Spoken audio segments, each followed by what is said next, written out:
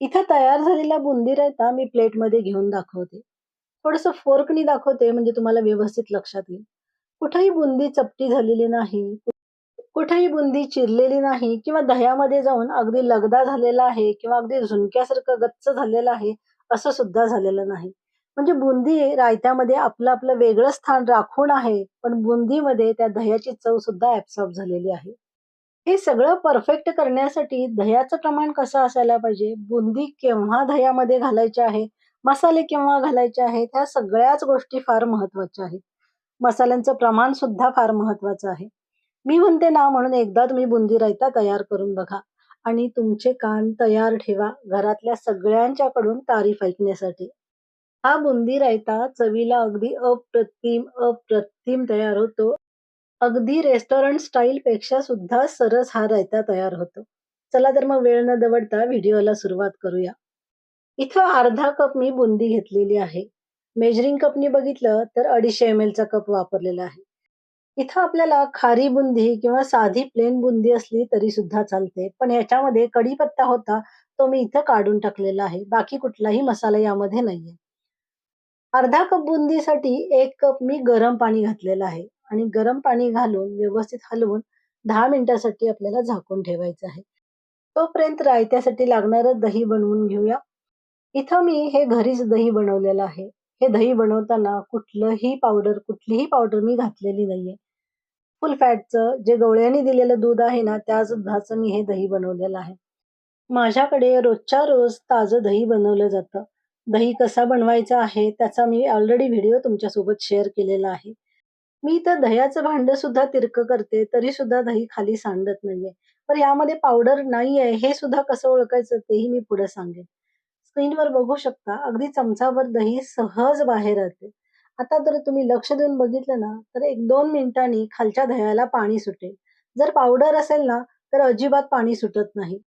आणि लक्ष देऊन जर बघितलं, तर चमच्याचं सुद्धा पाणी खाली सांडत आहे. म्हणजेच हे दही आपण बिन पावडरीचं घरच्या घरी बनवलेलं दही आहे. इथं मी 1 कप दही काढून घेत आहे. रायत्यासाठी वापरताना दही नेहमी घट्ट वापरावे. जर दही खूपच पातळ असेल, तर कापडावर टाकून गाळून ते दही घ्यावे. इथे एक महत्वाची टिप. जेव्हा आपल्याला पाहिजे तेवढं दही काढून घेतल्यानंतर उरलेलं मिळणीतलं जे दही आहे, ते व्यवस्थित चमच्याने हलवून ठेवायचं म्हणजे त्याला पाणी सुटत नाही. हे 1 कप दही मी इथं पातेल्यामध्ये काढून घेत आहे. याच्याऐवजी तुम्ही डायरेक्ट गाळणीवर घातलात तरी सुद्धा चालेल. पण दह्याचं टेक्स्चर दाखवण्यासाठी मी इथं पातेल्यामध्ये काढून घेतलेलं आहे. दही व्यवस्थित मिक्स करण्यासाठी किंवा गुळगुळीत करण्यासाठी व्हिस्करचा वापर केला तरी सुद्धा चालेल किंवा इथं मी चमच्याने दाखवते तसं केलं तरी सुद्धा चालेल. पण रायत्याचं दही हे नेहमी गुळगुळीतच असायला पाहिजे. आता स्क्रीनवर जर लक्ष देऊन बघितलं ना, तर मध्ये-मध्ये दह्याच्या अजून थोड्याशा गाठी दिसतात. त्या होऊ नयेत म्हणून इथं मी गाळणीवर दही ट्रान्सफर करून घेतलेलं आहे. जेव्हा तुम्ही रायता कराल, तेव्हा डायरेक्ट कपभर जे दही घेतलेलं आहे, ते डायरेक्ट गाळणीवर घालायचं. स्पॅच्युलाचा वापर करून दही व्यवस्थित गाळणीवरचं गाळून घ्यायचं आहे. कोणत्याही रायत्याचं दही नेहमी गाळून घ्यायचं, कारण रायता म्हणलं की दही हे प्लेन आणि गुळगुळीतच असायला हवे.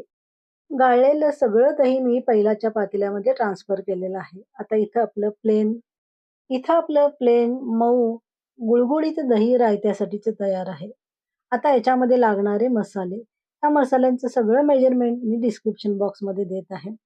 हे सगळे मसाले पहिल्यांदा एका प्लेटमध्ये काढून घ्यायचे आणि नंतर सगळे दह्यामध्ये एकत्र घालायचे. जिरा पावडरमुळं दह्याचा रंग थोडासा पिवळसर तयार होतो. इथे जिरा पावडरमध्ये मी लवंग घालून ठेवत असते. सो लवंग एक चुकून पडला, तो बाजूला काढलेला आहे.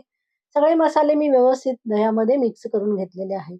आता सगळ्यात महत्त्वाची गोष्ट, एकच हिरवी मिरची अगदी बारीक कट करून घेतलेली आहे आणि थोडीशी कोथिंबीर घालायची. कोथिंबीर जास्त घालायची नाही, नाहीतर मग ती सारखीच दाताखाली येते.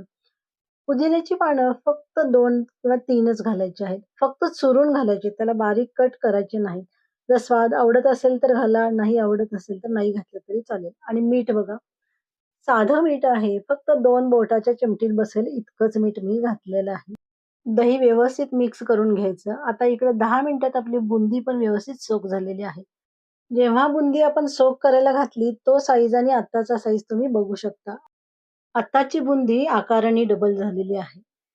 आता सगळ्यात महत्त्वाची गोष्ट, बुंदीला अजिबात डिस्टर्ब न करता गाळणीवर घालून त्यातलं पाणी आपल्याला काढून घ्यायचं आहे. हे सर्व आपल्याला 10 मिनिटं तसंच ठेवून द्यायचं आहे. म्हणजे बुंदीमधलं एक्सेस पाणी आहे ते पूर्णपणे इथं निथळून जाईल. बुंदी भिजवण्यासाठी आपण गरम पाणी एवढ्यासाठी घातलं, की त्याच्यामध्ये बुंदी व्यवस्थित सोक होते आणि बुंदीतलं जे तेलाचं प्रमाण आहे ते सुद्धा पूर्ण निघून जाईल. ही स्टेप केल्यामुळं बुंदीमधील जे तेलाचं प्रमाण आहे ते कमी होईल. गाळून घेतलेली बुंदी आपल्याला दह्यामध्ये घालून घ्यायची आहे आणि अगदी हलक्या हाताने बुंदी अजिबात डिस्टर्ब होणार नाही, ही काळजी घेऊन आपल्याला व्यवस्थित मिक्स करून घ्यायची आहे. ज्यांना लाल मिरची पावडर घातलेल्या बुंदी रायता आवडतो, त्याचं डिस्क्रिप्शन बॉक्समध्ये प्रमाण मी देत आहे. ती मिरची पावडर जेव्हा आपण सगळे मसाले मिक्स केले, तिथंच मिक्स केलं तरी सुद्धा चालेल. इथं बुंदी रायता आपला तयार झालेला आहे आणि आता आपण प्लेटिंग करून घेतोय. तीच मिरची पावडर मी इथं वरून चिमटीनी भुरभुरली होती. त्याच्यामुळं दिसायला असा बुंदी रायता पांढरा चांगला दिसतो. इथं बुंदी रायत्याची रेसिपी माझी कंप्लीट झालेली आहे. तुम्हाला ही रेसिपी कशी वाटली ते कमेंट करून मला नक्की सांगा आणि एकदा नक्की करून बघा. मी म्हणते म्हणून नक्की करून बघा. माझ्या रेसिपी जर तुम्हाला आवडत असतील तर लाईक, शेअर आणि सबस्क्राईब करायला प्लीज, प्लीज विसरू नका. परत लवकरच भेटूया अशाच एका हमखास रेसिपीसोबत. तोपर्यंत धन्यवाद.